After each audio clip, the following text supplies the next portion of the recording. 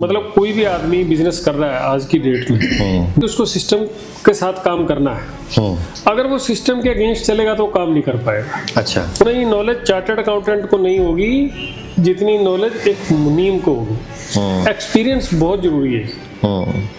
हमारे साथ पेरेंट्स और बच्चों टीचर्स सबके साथ यही गड़बड़ है कि हम जो सीख के आए या हम जो भुगत के आए हम चाहते हैं कि हमारे बच्चे भी उसी ढर्रे पे चलें।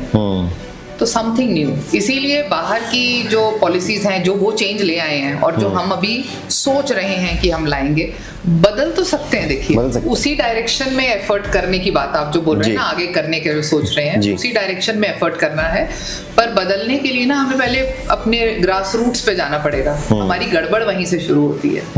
ये हमें जो सिस्टम हम बच्चे जो तैयार कर रहे हैं ना वो नौकरशाही के लिए कर रहे हैं। हम ओपन माइंडेड बच्चे पैदा नहीं कर रहे हैं, ना तैयार कर रहे हैं। कंसिस्टेंसी अगर है तो वही है, जैसे प्राइवेट सेक्टर में लोगों के साथ और यूथ के साथ एक मेजर प्रॉब्लम है, jump jump jump. 500 rupees, 1000 rupees, 2000 rupees jump. आप जब तक अपने आप को एक ऑर्गेनाइजेशन में एस्टैब्लिश नहीं करते हैं, आपका एक्सपीरियंस इनकम्प्लीट है। अगर आपको बिजनेस में कामयाब होना है, सबसे पहला मैं आपको बताऊं, जुनून के साथ अपने बिजनेस पे लगे रहो भाई साहब। आपको चढ़ाने वाले 10 लोग होंगे, 90 लोग आपका तमाशा देखने के लिए तैयार बैठे हैं। और सिस्टम के साथ आपने लड़नी है अगर, तो आपने पेशेंस होना बहुत जरूरी है। जहां आपका पेशेंस लूज हुआ आप वहीं फंस गए। 2-3 बार हुआ मेरे साथ ऐसा। फंसे भी से बाद में आप हाथ जोड़ोगे फिर उनके साथ। पहले 4-4 बच्चे होते थे, उनको पेरेंट्स की जरूरत नहीं होती थी। 4 बच्चे होते थे, दादा दादी साथ होते थे, तो वो दोस्ती उनकी आपस में चलती थी। आपस में बच्चों की भी चलती थी और दादा दादी की भी चलती थी। अगर पेरेंट्स काम भी कर रहे हैं दोनों, तो भी घर में एक माहौल ऐसा होता था कि आप लोग आपस में बातचीत कर रहे हैं। अब आपका एक बच्चा है, जब तक आप उसके साथ एज ए फ्रेंड नहीं रहोगे, इन्वॉल्व नहीं होगे, आपको इन्वॉल्व होना पड़ेगा। अगर आप इन्वॉल्व नहीं होगे तो 100% वो बच्चा आपका बिगड़ेगा। अब हमारे यहाँ पे क्या है, पढ़ा लिखा आदमी आपको सिर्फ 10% मिलेगा जो पॉलिटिशियन। हम वोट ही नहीं देते भाई साहब। अब वो पॉलिटिक्स में जाना चाहता है, जाए कैसे? क्योंकि जो लोग बैठे हैं ऑलरेडी, वो किसी पढ़े लिखे आदमी को तो घुसने भी नहीं देंगे भाई साहब। एग्जैक्टली। तो हमारे देश में इस चीज भी बहुत काम करने वाला है, बहुत काम करने वाला है। अगर हमारी पॉलिटिक्स चेंज हो जाए ना, थोड़ी सी ऊपर के लेवल पे सिस्टम चेंज हो जाए, तो नीचे का भी सब कुछ बहुत जल्दी चेंज हो जाएगा। बिजनेसेस के ये जो हम प्रॉब्लम गिनती कर रहे हैं, एजुकेशन की कर रहे हैं, क्योंकि अभी जो बंदे कई तो पॉलिसीज बना रहे हैं उनको यही नहीं पता। अब होगा डॉक्टर पॉलिसी, वो एजुकेशन की बना रहा है, होगा वो एजुकेशन का और बना रहा है वो हेल्थ की पॉलिसी। Accidental businessman. दोस्तों ये कहानी है एक ऐसे शख्स की जो जींद में रहता था। उसने कभी नहीं सोचा था कि जॉब छोड़ के वो एक के बाद एक कई बिजनेस करने वाले हैं और इतना उनको एक्सपीरियंस मिलेगा, ऐसे सिस्टम में वो फंस के रह जाएंगे। लेकिन वो हार नहीं मानेंगे और आखिरकार उनका जो फाइनल बिजनेस होगा वो इतना बड़ा सक्सेस होगा। अगर आपने अभी तक एक्सीडेंटल बिजनेसमैन के एपिसोड्स नहीं देखे हैं तो खिचड़ी बाजार या खिचड़ी फूड चैनल पर आप जाकर हमारे सभी एपिसोड्स देख सकते हैं। एक बार फिर से हम आ गए हैं विनोद शर्मा जी के घर में। इससे पहले आपने देखा होगा इंद्रप्रस्थ एन्क्लेव की कहानी सुनी होगी विनोद जी से, और उसी इंद्रप्रस्थ एन्क्लेव के 4th फ्लोर पर रहते हैं विनोद सर। वहीं पर एक फ्लैट में रहते हैं और आज हमारे साथ मैम भी जुड़ेंगे क्योंकि एक्सीडेंटल बिजनेसमैन अपने अंतिम पड़ाव पर पहुंच चुका है। और खुशी है आप लोगों को बहुत पसंद आए हमारे एपिसोड्स और काफ़ी कुछ आपको सीखने को मिला। और अगर आपने अभी तक नहीं देखे हैं तो जल्दी से जाके सभी एपिसोड ज़रूर देखिएगा। सर कैसे आप? बहुत अच्छा। Ma'am how you? बहुत बढ़िया। तो अभी तक सर 9 एपिसोड्स हो चुके हैं हमारे और एक अंतिम पड़ाव आ चुका है इन एपिसोड्स का एक्सीडेंटल बिजनेसमैन का। बहुत कुछ आपने अपने एक्सपीरियंस शेयर किए और आज मैम भी हमारे साथ हैं इस एपिसोड में। आपसे ये जानना चाहेंगे अभी तक का जो एक्सपीरियंस रहा है आपका बिजनेसमैन बनने का, उसमें आपने कुछ पॉइंट्स के जरिए समझाइए, क्या कुछ सीखा और लोगों को आप क्या गाइड करना चाहेंगे? देखिए, अब तो काफ़ी कुछ डिटेल में हमने बातें की, बहुत दिन हो गया बातें करते हुए जी। बहुत कुछ बातें डिपार्टमेंट्स को लेके भी हुई, यारी दोस्ती को लेके भी हुई, लोगों को लेके भी हुई। ये सब चीज़ें ना आपस में सब चीज़ें जुड़ी हुई हैं। अगर हम बिजनेस की बात करें तो सबसे बड़ा जो जुड़ा हुआ है ना वो सिस्टम है। सिस्टम को आप बदल तो सकते नहीं, आप नहीं बदल पाओगे, कोई भी नहीं बदल पाएगा, आपको ही बदलना पड़ेगा। बदलना पड़ेगा ये नहीं कि आप गलत काम करना शुरू कर दो। मतलब कोई भी आदमी बिजनेस कर रहा है आज की डेट में, नया करना है या कर रहा है, मेरे हिसाब से जो कर रहा है उसको तो पता होगा बेचारे को, जैसे मैं था वैसे वो लोग भी होंगे। कुछ कम ज़्यादा होगा, किसी का ज़्यादा है, किसी का कम है। कोई नया कर रहा है तो वो ये मान के चले कि उसको सिस्टम के साथ काम करना है। अगर वो सिस्टम के अगेंस्ट चलेगा तो काम नहीं कर पाएगा। अच्छा। और सिस्टम हमारा ऐसा है, अब कैसे बताऊं आपको, मैं बहुत कुछ बता चुका हूँ। सिस्टम हमारा ऐसा है कि ये बहुत जल्दी बदलने वाला नहीं है, बहुत जल्दी बदलने वाला नहीं है। मैं ये कह सकता हूँ कि कुछ रिक्वेस्ट गवर्नमेंट्स को की जा सकती हैं। मेरे ऐसे बहुत लोग करते हैं, मैं देखता हूँ बहुत लोग आते हैं, कोई रील भी बना रहा है, कोई यूट्यूब पे आ रहा है। हमारा खैर वो मकसद नहीं था कहीं भी दूर दूर तक। ये तो एक आपका साथ था, हमारा शौक था, तो हमने ये सीरीज चला ली है किसी तरह से।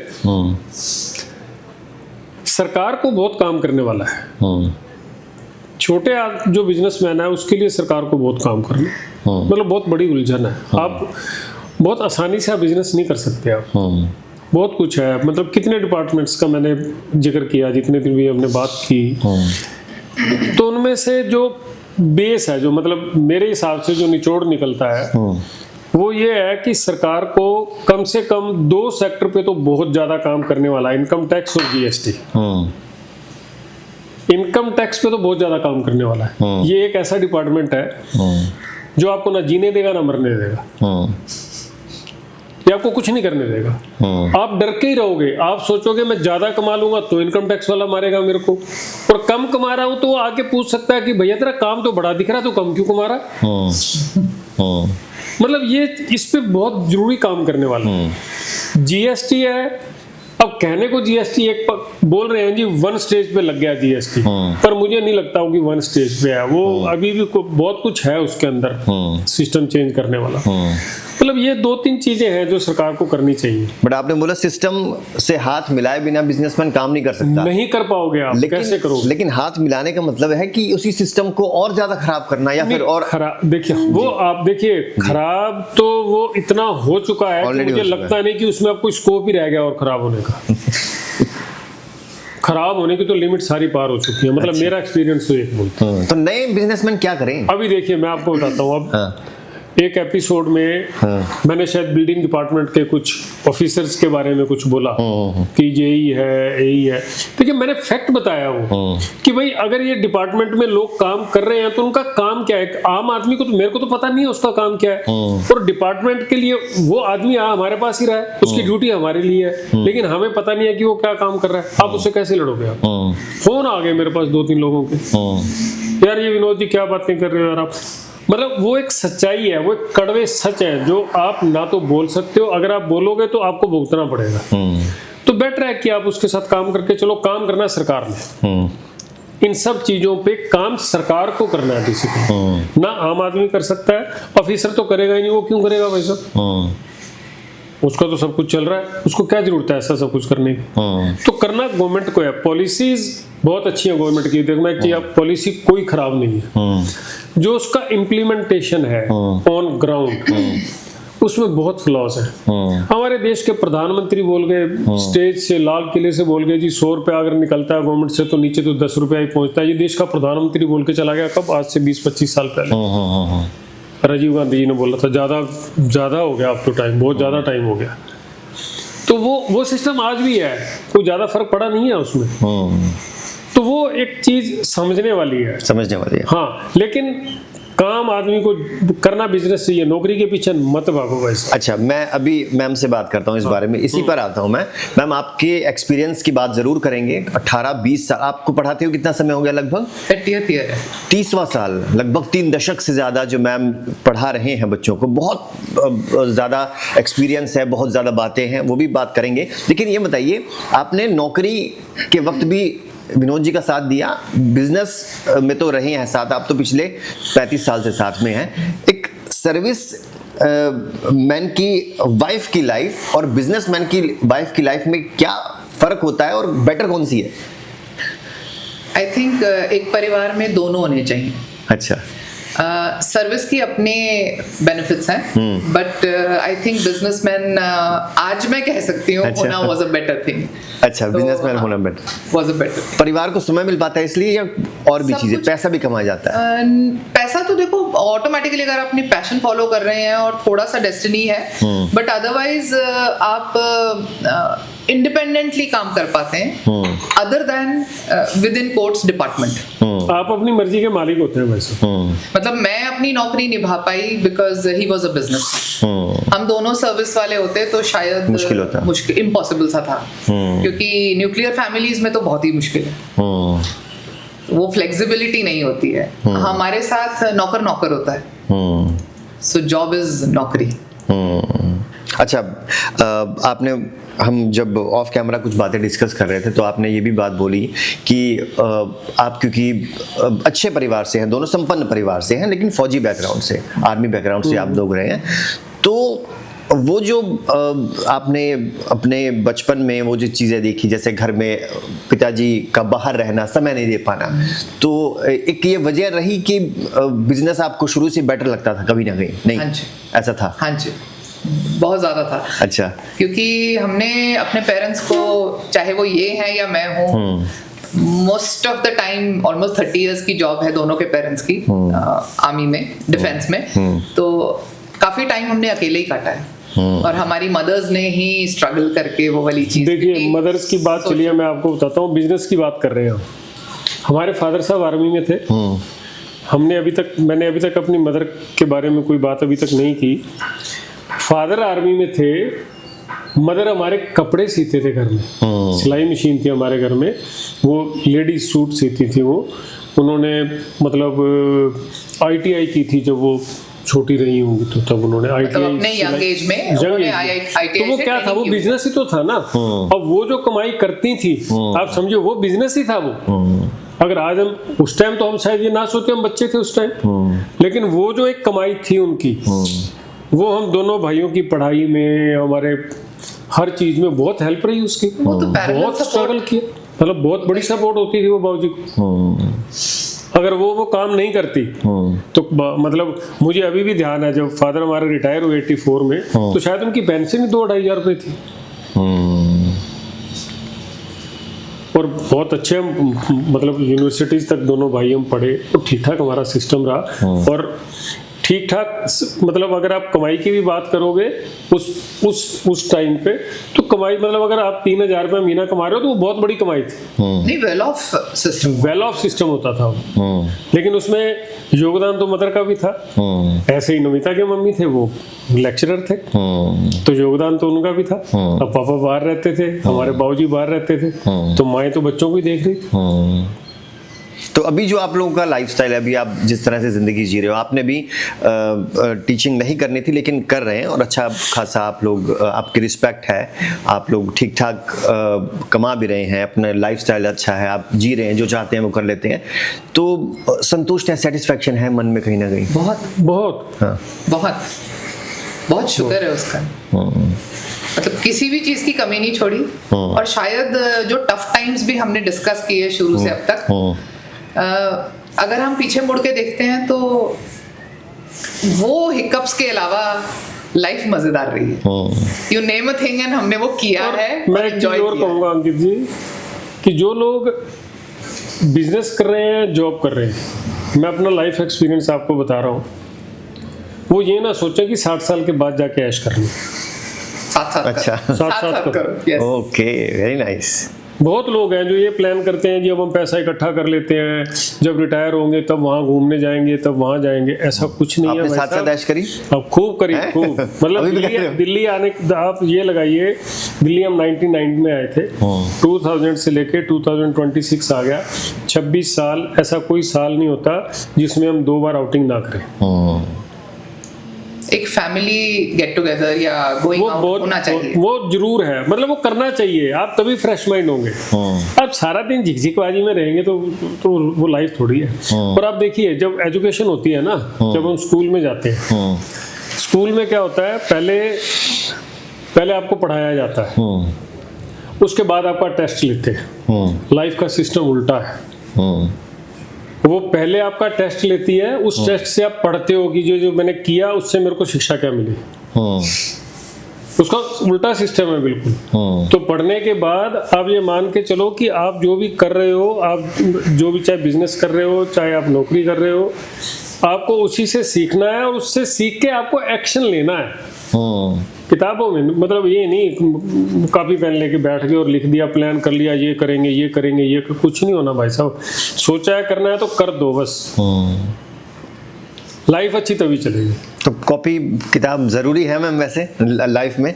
मतलब अगर मैं आपसे पूछूं, किताबी ज्ञान से ज़्यादा जो है एक्सपीरियंस काम आता है या फिर experience, life experience? But again simultaneous, साथ साथ। अब तो नेशनल एजुकेशन पॉलिसी ने, जो विनोद ने कहा, वो सिस्टम शुरू कर दिया है।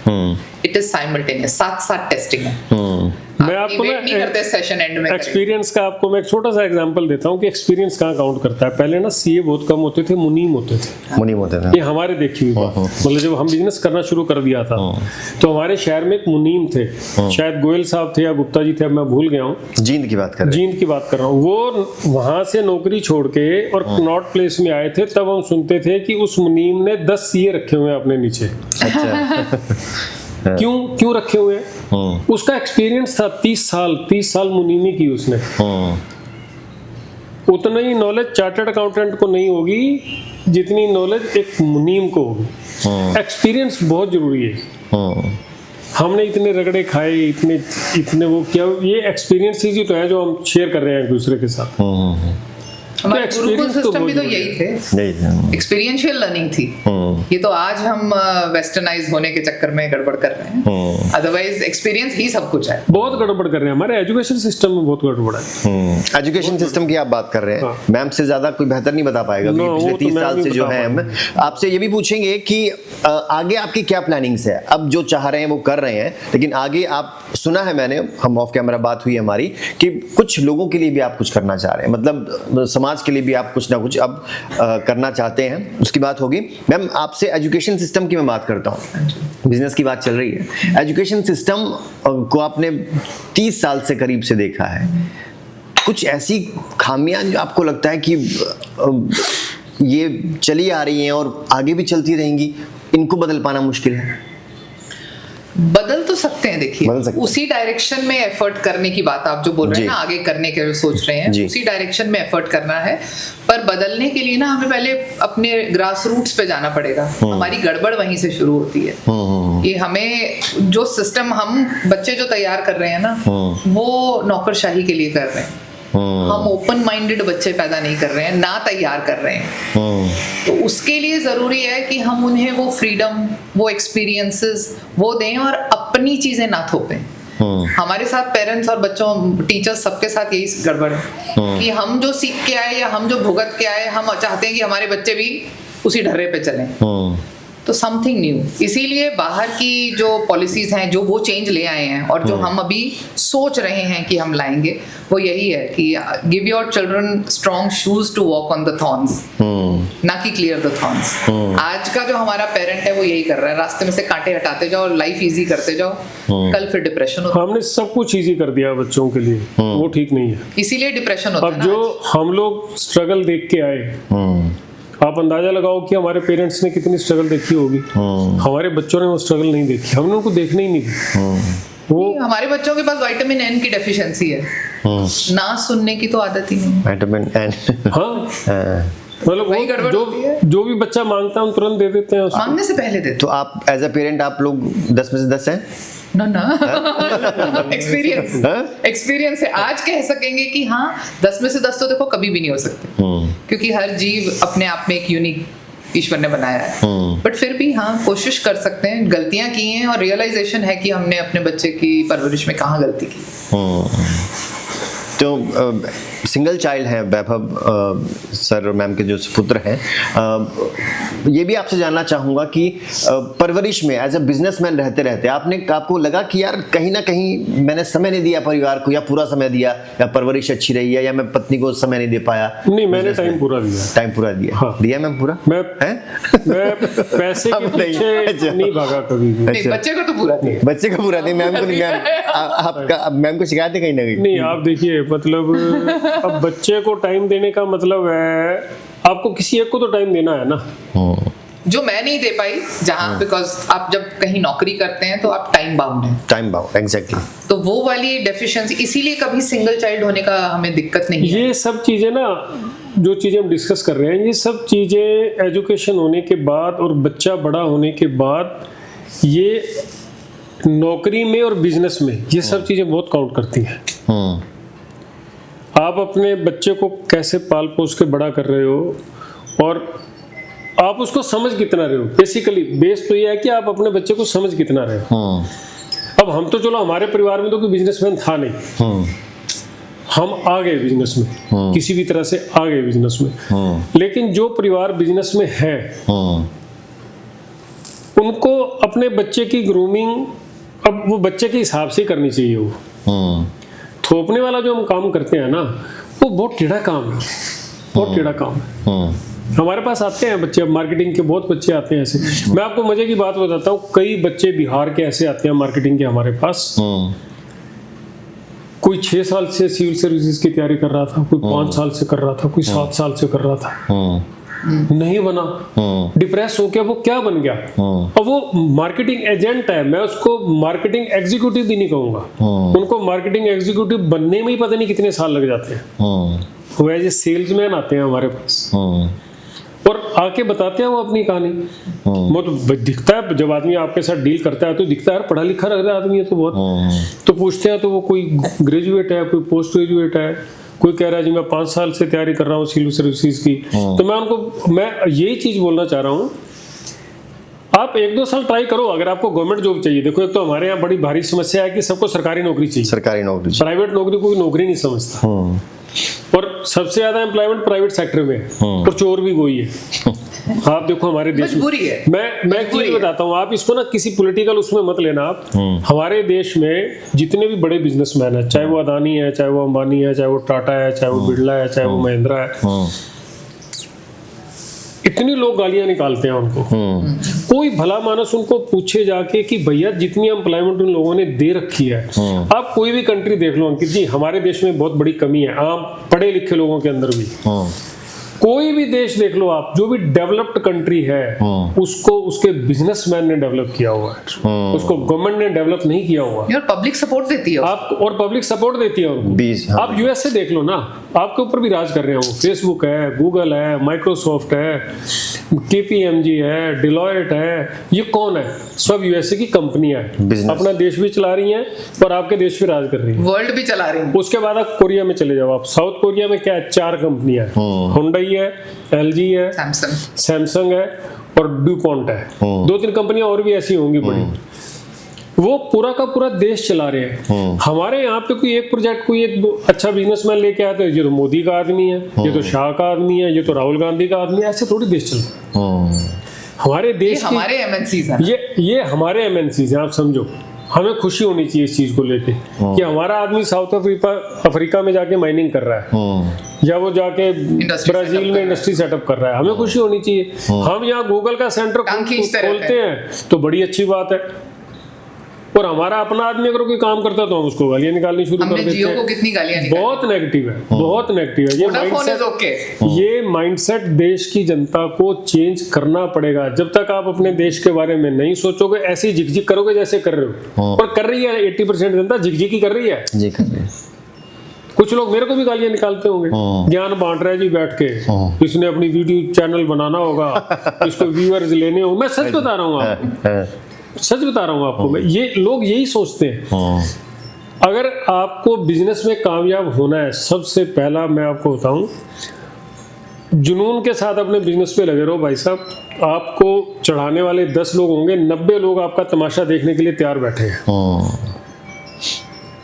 100 में से अगर आपके मिलने वाले भी हैं ना, मैं कहता हूं अगर आपके 25 दोस्त हैं तो 25 में से 5 दोस्त ऐसे होंगे जो सीरियसली आपको ग्रो करना देखना चाहते हैं। 20 लोग ये देखेंगे साले का अब जुलूस कब निकलता है इसका, वो देखो। ये हमारे देश की मेंटालिटी है। बड़ा हवा में था है? हाँ, तो बड़ा हवा में था, अब लग जाएगा इसको पता।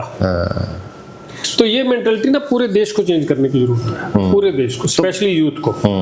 तो बिजनेसमैन को लगा रहना चाहिए कंसिस्टेंसी के साथ। बिल्कुल लगा रहना चाहिए। अगर आप कंसिस्टेंट नहीं रहोगे, बिजनेस आपका चलेगा ही नहीं। और आपको देखना नहीं है सामने वाला क्या कह रहा है, मैं तो देखता नहीं। हाँ, सो लॉन्ग एज आप ठीक हैं। मतलब आपने काम ठीक करना। देखो सिस्टम के साथ तो आपको काम करना पड़े। वो आप कैसे मैनिपुलेट करते हो आपको, तो वो मैनिपुलेशन है। आप कैसे मैनिपुलेट करते हो। कंसिस्टेंसी बिजनेस में भी जरूरी है, लाइफ में भी जरूरी है। लाइफ में कितनी जरूरी है और क्या आपने सीखा पिछले 30 साल में एकेडमिक अपने लाइफ में? कंसिस्टेंसी अगर है तो वही है, जैसे प्राइवेट सेक्टर में लोगों के साथ और यूथ के साथ एक मेजर प्रॉब्लम है, jump jump jump. 500 rupees, 1000 rupees, 2000 rupees jump.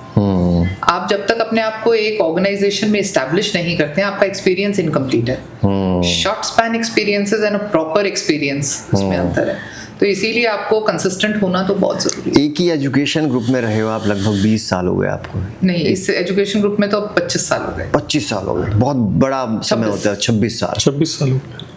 तो कभी नहीं लगा कि कहीं और से अच्छा ऑफर मिल रहा है और या एक अच्छा मौका मिल रहा है? मिले, बहुत बार मिले। बहुत अच्छे ऑब्वियसली मिले, बहुत अच्छे। पर ये सचदेवा जी को छोड़ने के लिए तैयार ही नहीं। नहीं, पता क्या होता है, आपको लाइफ में अगर सक्सेसफुल होना है और कंसिस्टेंट रहना है तो उसके लिए आपको सामने वाले से जो सपोर्ट मिलता है, that is faith, trust and freedom, जो मुझे मिली। एंड आई थिंक उसी वजह से I was able to do what I am doing. बीच में सबैटिकल लिया, बट फिर भी वो कंसिस्टेंसी वापस, क्योंकि वो एक अट्रैक्टिव कंसिस्टेंसी थी। और अब लाइफ के इस स्टेज पे आके, जैसे अगर वो अब 60 के बाद भी बिजनेस कर रहे हैं, तो now is the time when we are really enjoying it and learning from it. अब तक शायद बस करते गए, अब सीखने का टाइम आया असली वाला। अच्छा, अब जिम्मेदारी मिलती है, भरोसा होता है, तो एक डर भी रहता है। बिल्कुल डर रहता है। उन्होंने अपना करोड़ों का स्कूल, लगभग 4000 पेरेंट्स, उनकी जिम्मेवारी, उन्होंने अपने बच्चे हम पे छोड़े हुए हैं। तो to live up to that trust, strain तो है, स्ट्रेस है, बट अगेन बहुत शुक्र है उसका। हर किसी को तो वो जिम्मेवारी नहीं देता ना।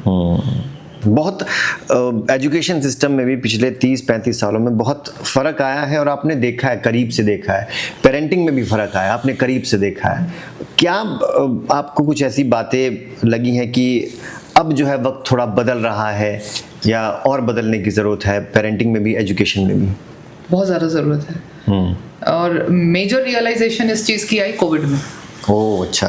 कोविड में सभी ने सीखा, पेरेंट्स ने सीखा, हमने सीखा, और शायद उस टाइम बैठ के एक डिस्टेंस से वर्चुअल लेवल पर उस चीज़ को एक्सपीरियंस करने का भी मौका मिला।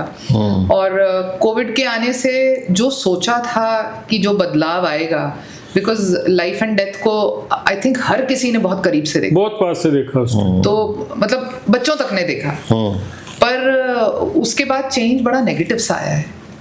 तो एक इनसिक्योरिटी, एक तब होड़ बहुत ज़्यादा बढ़ गई है। तो पेशेंस लेवल्स बिल्कुल ख़त्म हो गए। ये तो वर्ड ऐसा है पेशेंस वाला, ये तो हमारे यहाँ पे है ही नहीं। मुझे लगता है हमारे पूरे संसार में ना, इंडिया एक ऐसा देश होगा जहाँ पे रेड लाइट पे लोग हॉर्न मारते हैं। पीछे से नहीं, हम बहुत ट्रैवल किए हैं, पर वाकई सामने लिखा होता है 106 सेकंड। वो बंदा भाई साहब 90 सेकंड भी होगा ना तो भी पीछे हॉर्न मारना। और मैं सच बता रहा हूँ आपको, तो काफी कुछ घूम लिया हमने। ये अकेला देश हमारा है, रेड लाइट पे भी उनको हॉर्न मारना है, जाम में भी हॉर्न मारना है।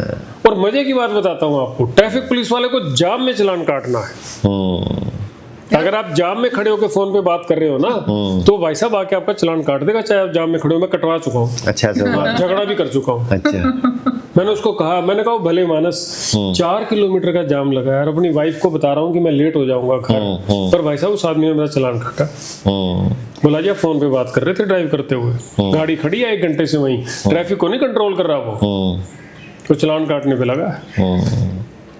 पेशेंस नाम की चीज तो खत्म हो चुकी है कोविड के बाद ज्यादा कर बच्चों में भी, पेरेंट्स में भी, और ये ओवरऑल प्रॉब्लम नहीं, कसूर बच्चों का नहीं है, इस पे बहुत काम करने वाला हम ये सारी हरकतें अपने बच्चों को गाड़ी में अपने साथ बिठा के करते हैं, सिखाते हैं उसको, करते हैं। तो आप छोटे से बच्चे को क्या सिखा रहे हैं? यही सिखा रहे हैं, डोंट हैव पेशेंस, जरूरत नहीं। अभी पता क्या है, अब जो हमें करना है ना, इसको करना है 25 साल से लेके 45 साल तक के आदमी को कैसे ठीक करना है।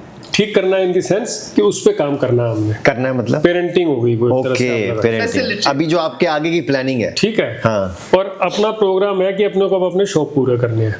किचन वाला काम चल रहा है, इसको हो सकता है मैं किसी भी दिन छोड़ दूं, क्योंकि बहुत कर लिया। अब हम अपने शौक पूरे करेंगे, और 50 साल के बाद आदमी को क्या करना चाहिए और क्या नहीं करना चाहिए, अब उस पर काम करें। आपने पेशेंस की भी बात की, पेशेंस आपने खुद में भी महसूस किया, आपको वक्त के साथ, समय के साथ, एज के साथ आप में भी खुद में भी पेशेंस ठहरा हुआ है क्या? कुछ ऐसा है या नहीं शुरू से था आप में? नहीं, एक संयम इनमें था, संयम इनमें था, मुझ में नहीं था। आप में नहीं था? वो शायद अब आना शुरू है। वो आपको जब बच्चों के साथ, पेरेंट्स के साथ डीलिंग करते हैं ना, वो सिखा देते हैं। पेशेंस जो है ना, ये हर चीज में बहुत जरूरी है। अगर आप बिजनेस भी कर रहे हो और सिस्टम के साथ आपने लड़नी है अगर, तो आप में पेशेंस होना बहुत जरूरी है। जहां आपका पेशेंस लूज हुआ, आप वहीं फंस गए।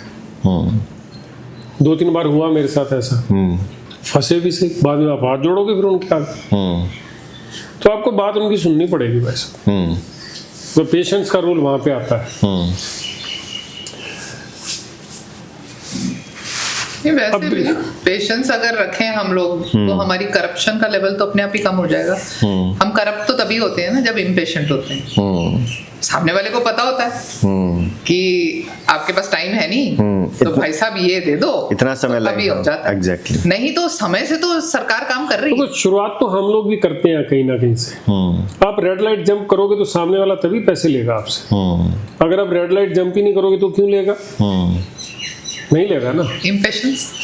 लेकिन बिजनेस में जो चीजें हैं, कई चीजें, कई कानून, कई सिस्टम ऐसे गवर्नमेंट ने बनाए हैं जिन पे बहुत काम करने वाला है। वो बने ही इसीलिए हैं जिनका कोई मतलब नहीं है। आप समझना एक बात, बहुत सी चीजें, बहुत से कानून, बहुत से, अब वो जो मैं एक इनकम टैक्स का मेरा चल रहा है, तो मैं अभी एपिसोड में बोलने के बाद उस दिन मेरा फिर अंदर का वो जागा, मैंने फिर फोन किया उनको। अच्छा। मैंने कहा यार वो क्या चल रहा है मेरा, उसका कुछ बताओ। तो बोले जी अभी तो डेट आएगी, शायद मार्च में डेट आएगी अब आपकी, अभी बड़ा बिजी चल रहा है शेड्यूल उनका, क्योंकि हमारे ऐसे लोग ही इतने हैं उनके पास लाइन में। बहुत है। किसी की 1 करोड़ की डिमांड निकाल रखी होगी, किसी की 2 करोड़ की, किसी की 50 लाख की, वो बेचारे चक्कर काट रहे होंगे अपना धंधा। अब आप देखो एक चीज और, मैं आपको इसमें कमी क्या है सिस्टम में। अब मान लो मैं अकेला दुकानदार हूँ और 3 डिपार्टमेंट ने मेरे को नोटिस भेज दी है, और तीनों मेरे को कह रहे हैं आपको ऑफिस आना है। आप समझना, अब अगर मेरे को ऑफिस जाना है तो मेरा काम कौन संभालेगा पीछे? मैं काम धंधा छोड़ के तो जा नहीं सकता, तो मैं क्या करूंगा? पैसे दो। मैं क्या करूंगा? लिफाफा। करप्ट हो जाऊं। मैं करप्ट हो जाऊंगा। अब वो दूसरा वही ऑप्शन चाहते नहीं हैं। है मेरे पास, वही चाहते हैं। पर वो यही चाहते हैं। भाई एक नोटिस, वो समझे नहीं आप। एक पॉलिटिशियन थे, मैं नाम नहीं लूंगा, मैं बोल दूंगा तो लोगों को अपने आप समझ में आ जाएगा। एक फाइल लेके आप आके और प्रेस कॉन्फ्रेंस में बोल के चले गए जी अंकित चोर है, आप बोल के चले गए। अब अंकित की ड्यूटी है वो प्रूव करे भाई मैं चोर नहीं हूं। अरे भाई मैं नहीं हूं चोर, नहीं, वो तो चले गए बोल के। सेम पोजीशन नोटिस की है, चाहे वो इनकम टैक्स डिपार्टमेंट है, चाहे वो जीएसटी है, चाहे वो एमसीडी है, चाहे वो डीडी है, चाहे वो कोई भी है। आप अगर गलत नहीं भी हो, वो एक नोटिस लगा के चले गए आपके घर के बाहर, लगा दिया उन्होंने नोटिस। अब आप प्रूव करो कि आप गलत नहीं हो, उनकी ड्यूटी खत्म। तब या तो आप चक्कर काटो उनके, आपने काम धंधे बंद करके, और या सिस्टम के साथ चलो। सिस्टम के साथ चलो। आपके पास दो ऑप्शन है। अब आप देखो, अगर आप छोटे बिजनेसमैन हो तो आपके पास दूसरे वाला ऑप्शन ज़्यादा वाइबल है। पहले वाले ऑप्शन पे आप अपना रोज शटर बंद करके आप नहीं जा सकते। हमने सीबीआई के चक्कर काटे तो हमारे पार्टनर ने हमारा साथ छोड़ दिया कि भैया तू चक्कर काट रहा है, मेरे को नहीं जाना तेरे साथ। तो ये पोजीशन और लोगों के साथ भी हो सकती है। तो वो सिस्टम चेंज करने वाली बात है। मतलब सरकार को कानून कहीं ना कहीं इजी करने पड़ेंगे। खाली ईज ऑफ बिजनेस लाइन लिखने से बिजनेस ईज नहीं हो जाता। नहीं हो जाता। आपको उस पर कुछ ना कुछ काम करना पड़ेगा। ठीक है, बिजनेस सिस्टम की बात चल रही है, साथ साथ मैम आपके पास भी आते हैं। ये बताइए कि जो एजुकेशन सिस्टम अभी चल रहा है हमारा, आप काफ़ी समय से हैं, बहुत सारे टीचर्स के साथ आपने काम किया है, तो क्या जो आजकल के टीचर्स हैं अपनी जिम्मेदारी बखूबी निभा रहे हैं, और कितनी जिम्मेदारी होती है उनके कंधों पर? क्या रोल है टीचर्स का, क्या रोल है लाइफ में? का तो एब्सोल्यूट रोल है। मतलब अगर मदर के बाद कोई है तो वो एक टीचर है, क्योंकि उसके साथ लाइफ का ऑलमोस्ट 14 साल बच्चा स्पेंड करता है, और उसका इम्पैक्ट खाली स्कूल में नहीं है, वो घर तक जाता है। तो बट प्रॉब्लम कहाँ आती है, मैंने अभी बोला कि मैं काम बहुत खुशी से और अच्छी तरह कर पाई बिकॉज ट्रस्ट फैक्टर था। पेरेंट्स की तरफ से ट्रस्ट नहीं है, और अब वो एक विशियस सा सर्कल है। पेरेंट्स की तरफ से ट्रस्ट नहीं है, स्कूल पर, टीचर्स पर नहीं, टीचर्स पे। और ना मदर, शायद खाली पेरेंट्स टीचर्स के लिए ही नहीं, अपने रिश्तेदारों के लिए भी, हम अपने घरों में भी झांक के देखें तो मदर्स और फादर्स को मासी पे, बुआ पे, उन सब पे, हमारे पेरेंट्स तो हमें छोड़ दिया करते थे। उसके बाद उनकी मर्जी, वो जो मर्जी करें हमारे साथ। आज हम पेरेंट्स वो नहीं छोड़ पा रहे हैं, पोजेसिव हो गए हैं बच्चे को लेके, बिकॉज बच्चा हमारे लिए ना एक मटेरियल एस्पेक्ट हो गया है, प्रेस्टीज। तो हम जब तक उसको एक ह्यूमन बीइंग नहीं समझ के चलेंगे, अब बहुत सारे पेरेंट्स ने आजकल वो होम स्कूलिंग का प्रोसेस शुरू कर दिया है। होम स्कूलिंग का मतलब है कि आप आजकल बहुत चैनल्स, बहुत सारे ऑनलाइन प्लेटफॉर्म्स अवेलेबल हैं, बच्चा आपके पास घर में ही रहेगा। ओह अच्छा, ऐसा हो रहा है? और मतलब कर रहे हैं। यस, नहीं, ऑनलाइन क्लासेस अलग चीज है, ये अलग चीज बता रहे हैं हम। हाँ बिल्कुल, ऑनलाइन क्लास तो आपने 1 घंटा अटेंड नहीं किया है, ये स्कूलिंग की फॉर्म में, और सिलेबस, करिकुलम ये अवेलेबल है। स्कूल शुरू हो चुके हैं? अच्छा, चल रहा है, हाँ प्रोसेस चल रहा है, लोग करते हैं। वो फिर जो फाइनल एग्जाम है वो आप ओपन स्कूल से देते हो। अच्छा, वो भी 10th और 12th बोर्ड तक जाके, उससे पहले आपको जरूरत नहीं है। तो आपको जरूरत नहीं है ना। उसके बाद पर आप ये देखिए ना, school is not about syllabus, life skills, handling, वो लड़ाई झगड़े, वो उठना बैठना, वो बोलना, वो सहना, वो चल के वहां तक पहुंचना। सोशल तो है ही नहीं ना बच्चा। नहीं, आपने उसकी सोशल स्किल्स खत्म कर दी। तो आप इस हक में नहीं है, ऑनलाइन क्लासेस के हक में नहीं है आप? देखिए, ये एक सपोर्ट सिस्टम है। एआई हमारा सपोर्ट सिस्टम है, सिस्टम नहीं है। फिर तो माँ बाप भी हम रोबोटिक्स ही कर देते हैं, उन्होंने पैदा कर दिया, काम खत्म, वो भी आजकल जरूरत नहीं है। आजकल तो टेस्ट जिस स्पीड से हम चल रहे हैं वही तो, अभी उसने एलन मस्क ने तो बोला ना अभी 3 दिन पहले 3 दिन पहले उसने बोला कि 2026 एंड तक जो है वो मैक्सिमम काम रोबोट्स करेंगे, एंड आफ्टर 5 इयर्स रोबोट्स की जो पॉपुलेशन है वो ह्यूमन बीइंग से ज्यादा हो जाएगी। ये उसकी स्टेटमेंट है, और वो बंदा जो स्टेटमेंट देता है ना वो बहुत सोच समझ के स्टेटमेंट देता है। तो आप ये मान के चलो कि हम कहीं ना कहीं सोशल सर्कल तो खत्म ही कर रहे हैं अपना, और वो बहुत जरूरी है, आपकी मेंटल स्टेबिलिटी के लिए बहुत जरूरी है, हर चीज के लिए। चाहे बच्चों को फेस नहीं कर पाते, वो नहीं कर पाएंगे ना बच्चे जो घर बैठ के पढ़े। हाँ, तो जब उन्होंने कभी 10th और 10th 11th 12th में कि ये फैशन सा हो गया है, कोचिंग अटेंड कर लो। एग्जैक्टली, मैंने सुना कि ऐसा होता है, ऐसा हो रहा है। नॉन अटेंडिंग सीबीएसई ने इतने छापे मारे, कितने स्कूल्स के ऊपर नोटिसेस आए, सब उनकी सांठगांठ होती है इंस्टीट्यूट्स के साथ। स्कूल्स की जो होती है वो फीस बकायदा जाती रहती है। वो सिस्टम है, वो भी सिस्टम आ जाता है, एजुकेशन सिस्टम सब जगह। अच्छा, सब जगह है, एक जगह नहीं है, वो सब जगह। तो यहाँ पर ना पेरेंट्स को और स्कूल्स को वो mutual trust factor, communication channels खोलना, जितने खुले रहेंगे उतना बढ़िया रहेगा। और साथ में ये समझना कि हमारे लिए ना स्कूल एक कैलकुलेशन हो गया है। मैंने फीस दी इतने हजार, मुझे रिटर्न में क्या मिल रहा है? भाई, अब एक टीचर अगर आपको फोन करके ये बोलती है कि आपका बच्चा आज मुझे उदास लग रहा था, उसको उस चीज की सैलरी नहीं मिलती है। वो एक ह्यूमन टच, एक पर्सनल टच है जो वो माँ जो वहां पर बनी है वो दे रही है। उसके अलावा बहुत सारी ऐसी चीजें हैं। अगर हम फीस और पैसों में कैलकुलेशन करेंगे एमएनसीज की तरह, तो आप अपने बच्चे को एक एमएनसी में नहीं भेज रहे हैं। आपने उस बच्चे को तो ऐसे ट्रीट किया, मेरे बच्चे के साथ ऐसा किया। भाई उसके सर्कमस्टांसेस क्या आप थे, बच्चे इसके क्या को है? क्लास में टीचर आज की डेट में जितना मैं समझता हूँ, जितने किस्से मैं सुनता हूँ इनसे, शटअप नहीं बोल सकते, कुछ भी नहीं बोल सकते। ओह अच्छा। हाँ जी। और पता क्या बोलते हैं बच्चे कि ये सुप्रीम कोर्ट की रूलिंग है। अब मुझे पता नहीं है या नहीं, लेकिन बच्चा क्लास में खड़ा होकर बोल देता है टीचर को, mind your language please ma'am. ऐसा 10 बार सुनाती है मेरे को ये। ऐसा होता है मैम? हाँ करते हैं करते बच्चे हैं। करते हैं ये। पता तो क्या वो है? कौन सिखाता बच्चे है? का कसूर नहीं है, वो बच्चे का कसूर नहीं है। Calculations are done at home. वहां पर हमें केयरफुल होना है एज पेरेंट्स कि बच्चा छोटा है, उसको समझ नहीं है। हम उसको अभी ना रिसेप्टिव एंड पे है, बहुत कुछ लेना है वहां से, गुरु से। तो वो रिसेप्टिव आप तभी होते हो जब आप सामने वाले की इज्जत करते हो। और अगर आपके घर में उसकी इज्जत नहीं हो रही है तो आप भी नहीं कर रहे। आप टीचर की मजबूरी है इज्जत रिस्पेक्ट नहीं करना। करोगे तो टीचर क्यों देगा आपको? नहीं देगा, आप रिसीव नहीं कर पाओगे।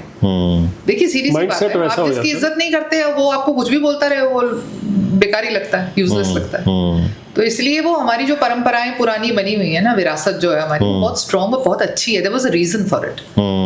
तो वो एक हम उसको तो भूल ही गए ना अब। जो वैसे हमारी भी पुरानी ना, चीजें हम थी, अपने चाहे वो बच्चों- हमारे बिजनेस से रिलेटेड थी, चाहे वो किसी भी चीज से रिलेटेड थी, वो तो हम सब भूल चुके हैं अब। और अगर कोई दोबारा कोई पढ़ाने की कोशिश कर रहा है तो उसको बोलते हैं ज्ञान बांटता। नहीं वैसे भी आजकल का तो एक नया चलन हम ही बना रहे हैं कि हक पहले फर्ज बाद में।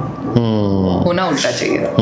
देश के प्रति भी पहले फर्ज है हमारे, फिर कुछ हक हैं। सर सोशल सर्कल की अभी बात कर रहे थे, आप सोशल होने की बात कर रहे थे। बिजनेस में एक बिजनेसमैन के लिए सोशल सर्कल कितना इंपॉर्टेंट है? बहुत ज्यादा इंपॉर्टेंट। कैसे? आज की डेट में आप देखिए, जो छोटा बिजनेसमैन, बड़े की बात नहीं कर रहे हम लोग ना मिडिल क्लास बिजनेसमैन की डिस्कशन कर रहे हैं, जी जितनी बिल्कुल, भी हाँ, कर रहे हैं। 90% मिडिल क्लास बिजनेसमैन का बिजनेस सर्कल पे चल रहा है आज। सर्कल पे चल रहा है। माउथ पब्लिसिटी है। अगर आज मेरा किचन का बिजनेस चल रहा है तो मेरी कोई एडवर्टाइजमेंट थोड़ी है। वो हमारी आपने जो 2-4 रील बनाई, अदरवाइज हमने कोई एडवर्टाइजमेंट नहीं की। और ये तो अभी आई है चीजें। मैंने आपकी किचन बनाई, अच्छा काम किया मैंने आपका, उन्होंने आगे 3 लोगों को और बता दिया, रेफरेंस दे दिया, वो 3 लोग आए मेरे पास। ऐसे ही पिछले 20 साल से काम चल रहा है। नेटवर्क। और मैं 100% बोलता हूँ कि जो मेरे लेवल के लोग हैं, 100% लोगों का ऐसे ही काम चल रहा है। नेटवर्क वो एक रेफरेंस है, मतलब वो नेटवर्क बन जाता है आपका रेफरेंस से। पहले रेफरेंस आता है, उसके बाद नेटवर्क बनता है आपका। तो वो तो बहुत जरूरी है। अगर आप सोशल नहीं हो गए, आप काम कर ही नहीं सकते, कोई भी काम नहीं कर सकते। और ऐसा ही पेरेंटिंग में सोशल सर्कल की बात चल रही है, तो पेरेंटिंग में भी जरूरी है ये, और एजुकेशन में भी। मतलब एज इन, अगर मैं आपसे पूछूं, हम लोग बात कर रहे थे वैभव के बारे में, तो उस तरह का सोशल सर्कल वैभव को मिला है पेरेंटिंग में? आपने दिया है, कोशिश की है आप लोगों ने सबके साथ मिलजुल के वैभव को बड़ा करने में? हाँ वो तो है, वो एक सोशल एक्सपोजर तो देना फर्ज बनता है पेरेंट्स का। पर फिर भी आज की डेफिनेशन ऑफ सोशल सर्कल और real definition of social circle में अंतर होता है। हम आज का पेरेंट, मेरा एक्सपीरियंस जो कहता है, मेरा सोशल सर्कल वो है जो मेरी किटीज हैं, मेरे पब्स हैं, या मेरी अपनी एक मेरी एज अप्रोप्रिएट वो चीज़ है। जब हम एज अप्रोप्रिएट अपने लिए बात करेंगे तो वो मेरे बच्चे के लिए एज अप्रोप्रिएट नहीं है। तो एज अ पेरेंट बनते ही हमारी एज अप्रोप्रिएशन चेंज हो जाती है, जिसमें बच्चा इंक्लूडेड होना चाहिए। और अगर आज बच्चा बिगड़ रहा है या नेटफ्लिक्स लैंग्वेज बोलता है ना, तो हम एज अप्रोप्रिएट सोशलाइजिंग नहीं कर रहे हैं। नहीं कर रहे हैं। हम लोग मतलब हम क्योंकि अब देखिए, अब आपके साथ एक बच्चा अटैच्ड है, तो इसलिए age appropriate has to be a balance. मेरी एज के लिए तो कुछ भी अप्रोप्रिएट हो सकता है अगर ऐसे सोचने लग जाए। देखिए, हमने ना एक सिंगल चाइल्ड की बात की पहले 4-4 बच्चे होते थे, उनको पेरेंट्स की जरूरत नहीं होती थी। 4 बच्चे होते थे, दादा दादी साथ होते थे, तो वो दोस्ती उनकी आपस में चलती थी। आपस में बच्चों की भी चलती थी और दादा दादी की भी चलती थी। अगर पेरेंट्स काम भी कर रहे हैं दोनों, तो भी घर में एक माहौल ऐसा होता था कि आप लोग आपस में बातचीत कर रहे हो। अब आपका एक बच्चा है, जब तक आप उसके साथ एज ए फ्रेंड नहीं रहोगे, इन्वॉल्व नहीं होगे, आपको इन्वॉल्व होना पड़ेगा। अगर आप इन्वॉल्व नहीं होगे तो 100% वो बच्चा आपका बिगड़ेगा, और वो आप बिगाड़ रहे हो। उस बच्चे की गलती नहीं है, आप समझो। बच्चा तो देखिए, बच्चा बच्चा होता है, हम बोल देते हैं बच्चा बिगड़ गया। बिगाड़ा किसने? बिगाड़ा हमने। आप बच्चे को जैसे परवरिश दोगे, बच्चा आपका वैसे ही बनेगा। आप उसको जितना पैम्पर करोगे, वो बड़ा होकर उतना ही दुखी करने वाला आपको। और पेरेंट्स नहीं मानते इस बात को। क्यों? आजकल ना टाइम है नहीं बच्चों के पास। एक सोशल स्टेटस सिंबल बन गया। बस बच्चे को तो खिलौना बना के पेरेंट रखा बनने से पहले आपको एक बहुत मेजर तैयारी चाहिए। आजकल पेरेंटिंग के लिए तैयारी चाहिए। आपको पेरेंट्स बनने से पहले तैयारी चाहिए।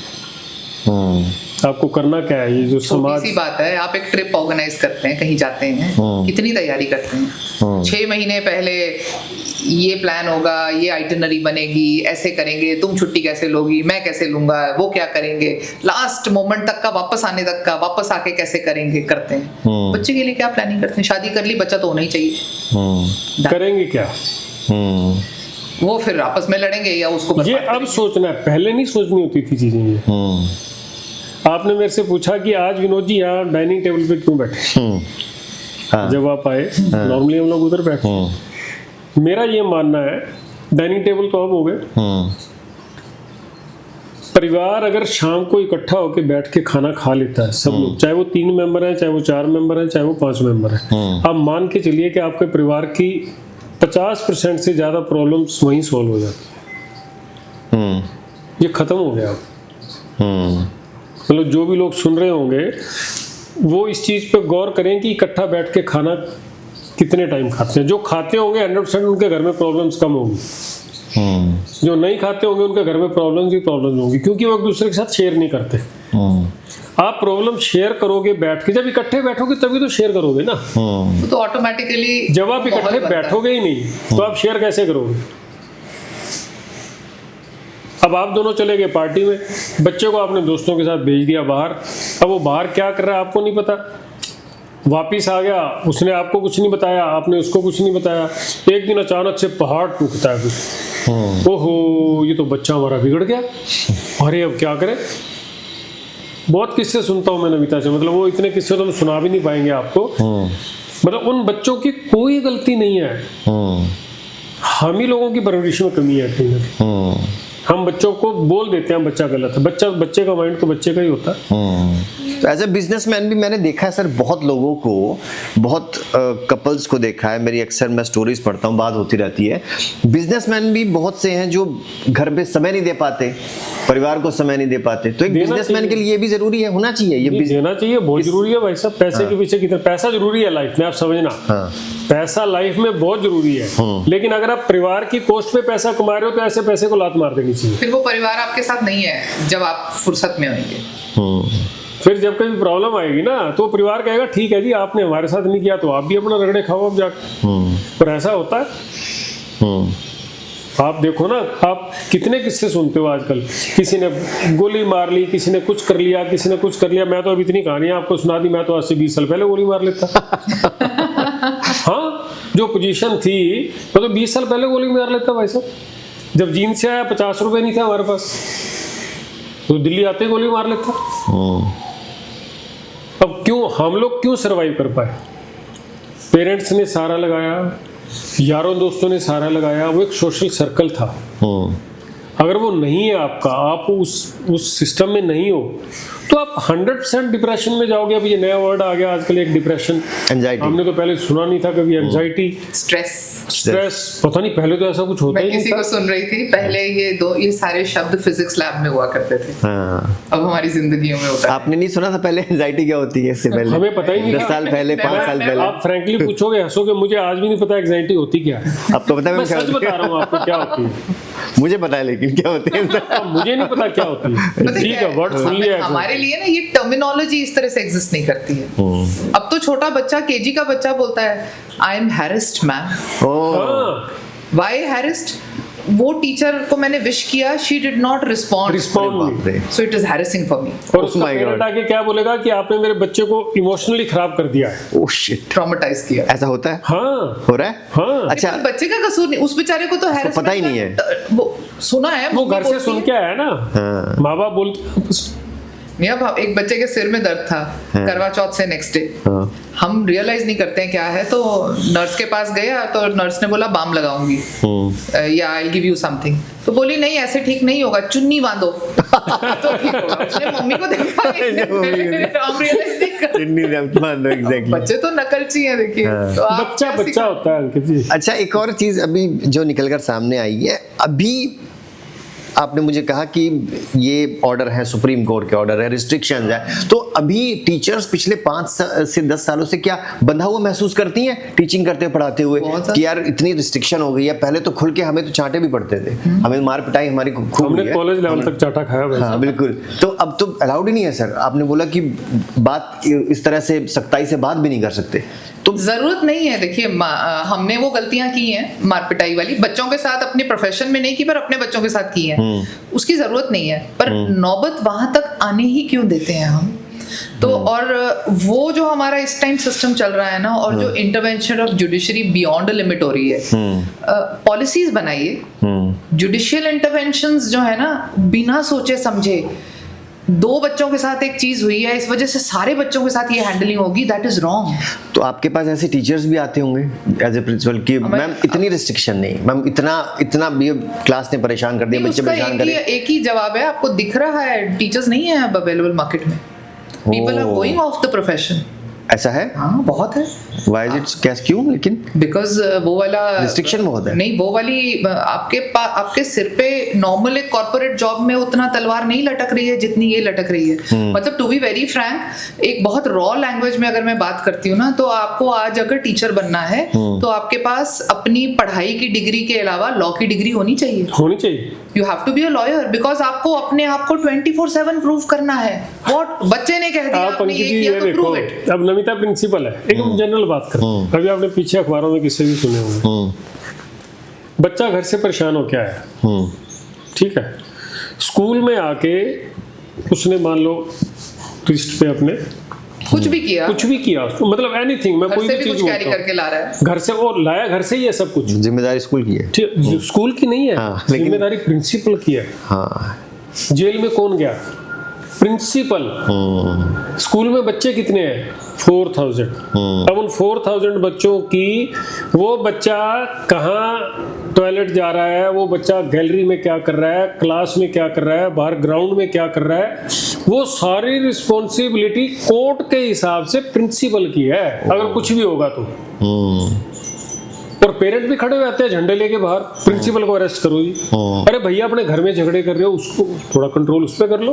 देखो बच्चे के दिमाग में वो हरकत बच्चे के करके ना, दिमाग- वो ऐसा नहीं होता सीख के आज आया ना टीचर वो। ने कुछ कहा तो उसने कर दिया। एक बहुत लंबी सीक्वेंस होती है, और जिसमें से देखिए स्कूल में बच्चा 6 घंटे होता है, 6.5 घंटे होता है। अकाउंटेबिलिटी दोनों की बराबर की है, टीचर की भी उतनी है, पेरेंट की भी है, पर हम एक होके ही नहीं चल रहे।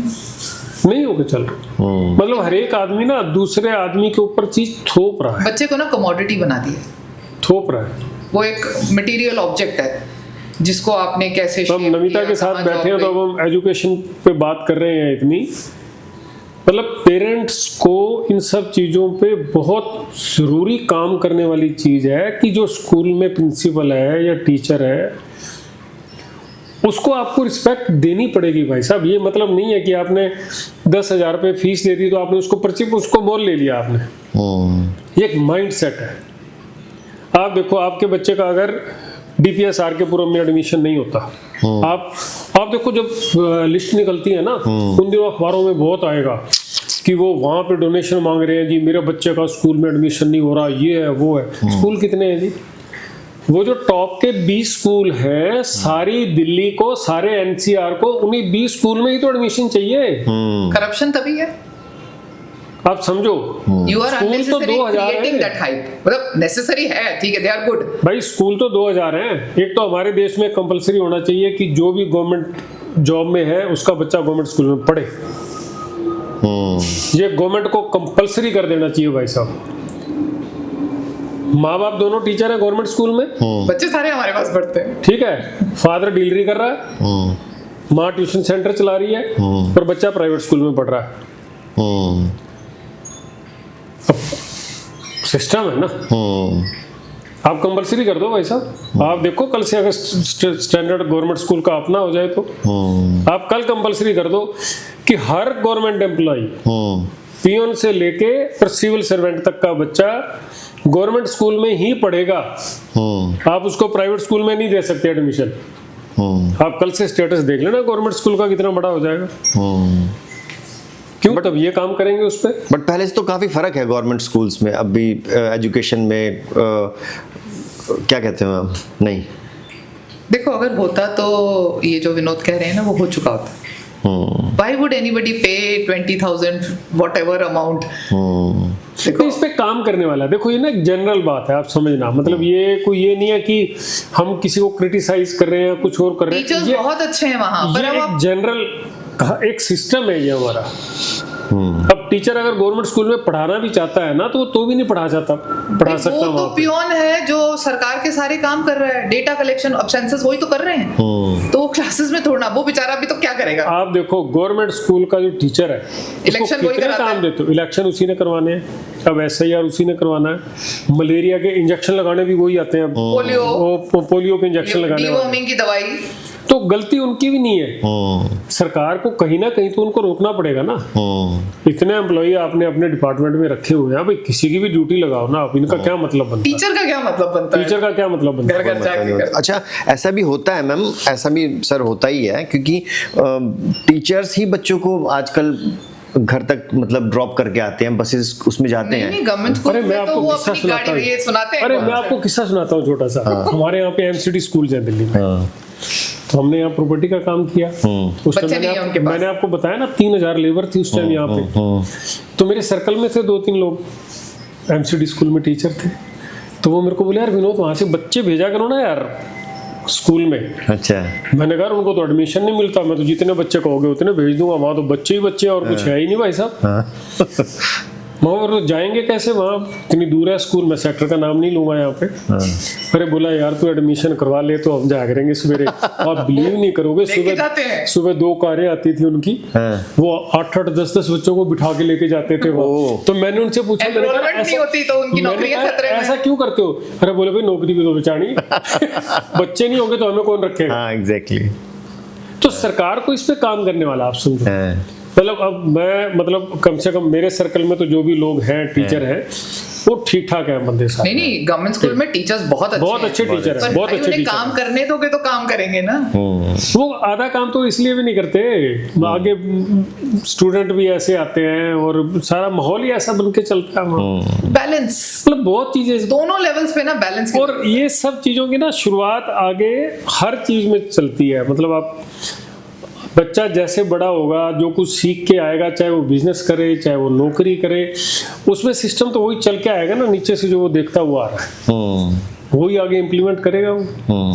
तो अभी अब बिजनेस और सर्विस की बात करिए आपने, पीछे अच्छा घर के माहौल का बहुत बड़ा फर्क पड़ता है, बहुत ये हम ज्यादा, सभी जानते हैं, है ना। तो क्या ऐसा भी होना चाहिए आपके हिसाब से कि भाई बच्चे को शुरू से थोड़ा थोड़ा मेंटली प्रिपेयर कर दो, भाई तेरे को सर्विस करनी है, तेरे को बिजनेस करना है, ऐसा नहीं? हमने नहीं प्रिपेयर करना, आप समझो वहीं तो गलती करते हैं वहीं गलती करते हैं हम। बच्चे को आप ऑब्जर्व जरूर करो कि उसका शौक क्या है। हमारे देश में एजुकेशन सिस्टम में कमी ही यही है। नहीं, एजुकेशन में भी नहीं है, सिस्टम आपको दे रहा है, माँ बाप में कमी है, हम अपनी थोपते हैं। हम लोग थोपते हैं बच्चे को। अगर मैं वकील हूँ तो मैं कहूँगा मेरा लड़का वकील ही बने, मेरा ऑफिस कौन संभालेगा बाद में। मैं डॉक्टर हूँ तो मैं कहूँगा मेरा बेटा डॉक्टर ही बने, कौन संभालेगा। दूसरा पहलू भी है, मैं डॉक्टर बनना चाहता था, मैं बन नहीं पाया, हाँ ये तो भी इसलिए मेरा बच्चा तो बनेगा। हाँ। अब वो बेचारा मरे जो मर्जी करे, उसका टेम्परामेंट नहीं है, आर्टिस्ट है वो, गजब का आर्टिस्ट है, बनने दो ना यार। आजकल और आज की डेट में तो ये दिक्कत है, हमारे टाइम में शायद होता, आज तो हर प्रोफेशन में पैसा है। अंकित जी आपको मजे की बात बताता हूँ, हमारे वाला लड़का है ना, ये मैट्रिक में कहने लगा कि मेरे को इलेक्शन लड़ना है। आप समझना, आप कह रहे हो ना, अभी थोपी जाती हैं चीजें, हमने उस पर कभी थोपा नहीं कुछ। वो पढ़ाई उसने अपनी मर्जी से की, लेकिन उसके दिमाग में आज भी है कि मेरे को इलेक्शन लड़ना है। और और ऐसा भी नहीं है कि उसको इलेक्शन पैसा कमाने के लिए लड़ना है। अब क्यों लड़ना है उसको, मतलब राजनीति शुरू से ही थी उसके। बीटेक में गया वो, बीटेक में वो 3-4 जो भी इनके क्या बोलते हैं वो जो बनाते हैं ये अपने सोसाइटीज बनती हैं, प्रेसिडेंट रहा है, 2-3 सोसाइटीज का प्रेसिडेंट रहा। बीटेक करने के बाद फिर जो भी उसने 2-3 साल नौकरी की, फिर उसका एडमिशन हो गया लंदन स्कूल ऑफ इकोनॉमिक्स में। मैं थोपने वाली जो बात आई और अब बच्चा कर क्यों नहीं सकता, मैं उस पर आ रहा हूँ। अब लंदन स्कूल ऑफ इकोनॉमिक्स में गया, उसको पॉलिटिक्स का मतलब शौक था, उसको पैशन था ना। 17,000 स्टूडेंट्स थे वहाँ पे, 17,000 और 2 महीने के अंदर वैभव वहाँ प्रेसिडेंट बना वो लंदन स्कूल ऑफ इकोनॉमिक्स का। Oh my God. मेरे ख्याल वो बता रहा था कि 10 साल में या 12 साल में पहला एशियन था जो बना वहाँ पे प्रेसिडेंट। अब हमारे यहाँ पे क्या है, पढ़ा लिखा आदमी आपको सिर्फ 10% मिलेगा जो पॉलिटिशियन, हम वोट ही नहीं देते भाई साहब। अब वो पॉलिटिक्स में जाना चाहता है, जाए कैसे? क्योंकि जो लोग बैठे हैं ऑलरेडी वो किसी पढ़े लिखे आदमी को तो घुसने भी नहीं देंगे भाई साहब। एग्जैक्टली। तो हमारे देश में इस चीज भी बहुत काम करने वाला है, बहुत काम करने वाला है। अगर हमारी पॉलिटिक्स चेंज हो जाए ना, थोड़ी सी ऊपर के लेवल पे सिस्टम चेंज हो जाए, तो नीचे का भी सब कुछ बहुत जल्दी चेंज हो जाएगा। बिजनेस के ये जो हम प्रॉब्लम गिनती कर रहे हैं, एजुकेशन की कर रहे हैं, क्योंकि अभी जो बंदे कई तो पॉलिसीज बना रहे हैं उनको यही नहीं पता। अब होगा डॉक्टर पॉलिसी वो एजुकेशन की बना रहा है, होगा वो एजुकेशन का और बना रहा है वो हेल्थ की पॉलिसी, तो बनेगी कैसे? बनेगी। Wrong people at the wrong place. हमारे यहाँ पे है ऐसा, होगा वो डॉक्टर और उसको हमने वो काम हो सकता आईटी सेक्टर का कर रहा हो, होगा वो आईटी सेक्टर का और पता चले जी वो काम जो है वो एग्रीकल्चर का कर रहा है। अब जिस आदमी ने बीएससी एग्रीकल्चर कर ली वो तो बेचारा नौकरी नहीं मिलती या कहीं पे भी नहीं मिलती, तो घर में 4 गायें पाल लेता है वो और किसी को बता भी नहीं सकता, कर रहा है काम।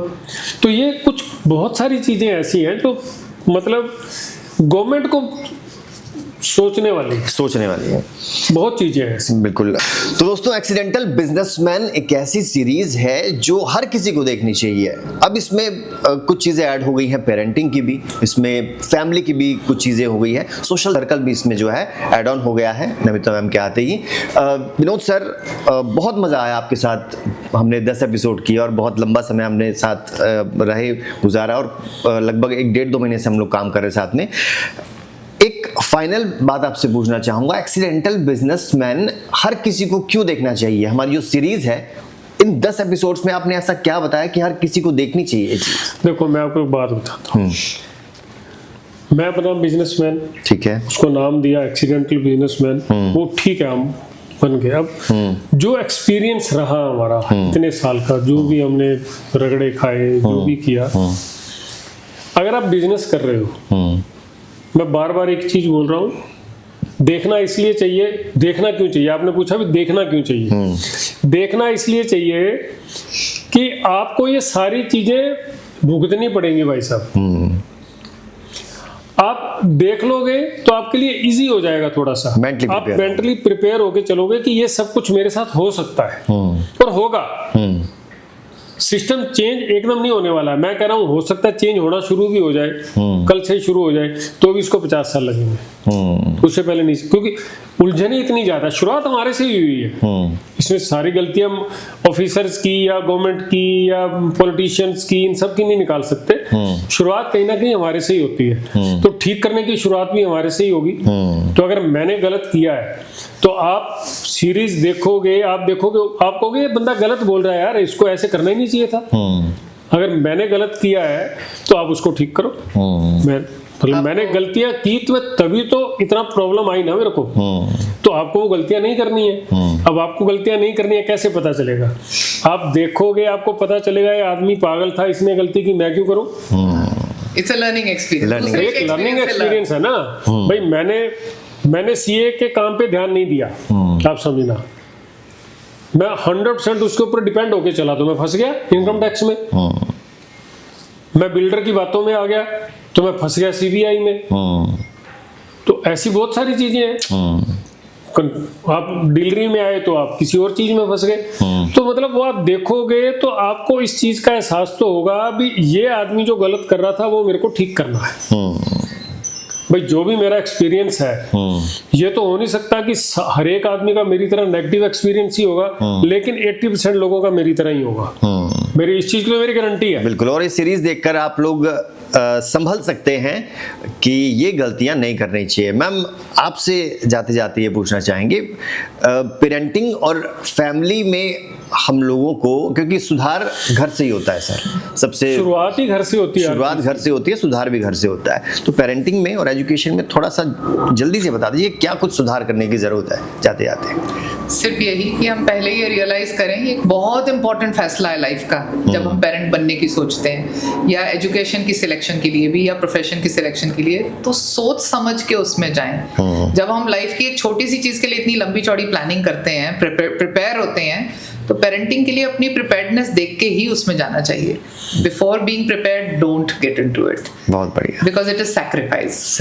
एग्जैक्टली। चलिए, बहुत बहुत शुक्रिया आपका सर, बहुत बहुत शुक्रिया मैम समय देने के लिए, बहुत सारी बातें बताने के लिए। ये सफर आपके साथ बहुत अच्छा रहा हमारा। Thank you so much sir. और अगर आपके कुछ सवाल हैं बिजनेस से जुड़े हुए, एजुकेशन, पेरेंटिंग, तो भी हम आपके सवाल ज़रूर आप तक जवाब पहुंचाएंगे, बात करेंगे मैम से, सर से। आप बताइए आपको सबसे अच्छा एपिसोड कौन सा लगा, कैसे खुद को आप कनेक्ट कर रहे हैं इन एपिसोड्स के साथ, एक्सीडेंटल बिजनेसमैन के साथ। और अगर आपकी भी कोई स्टोरी है बिजनेस की तो भी आप हमें शेयर कर सकते हैं, आप हमें कमेंट कर सकते हैं। और किस तरह से आप अगले एपिसोड्स, हमारे सीरीज़ हमारी कौन सी नई देखना चाहते हैं, ये भी हमें ज़रूर बताइए।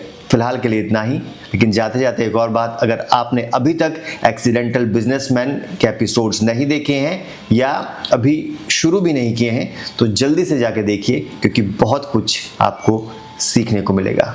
दीजिए इजाज़त, नमस्कार।